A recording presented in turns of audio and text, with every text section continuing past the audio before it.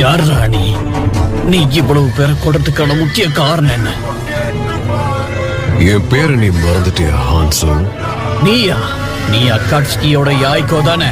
ஆனா நீ இறந்துட்டியே, இது எப்படி சாத்தியம்? நீயும் டான்சோவும் கை கோர்த்து எங்க எல்லாருக்கும் துரோகம் பண்ணிட்டாங்க.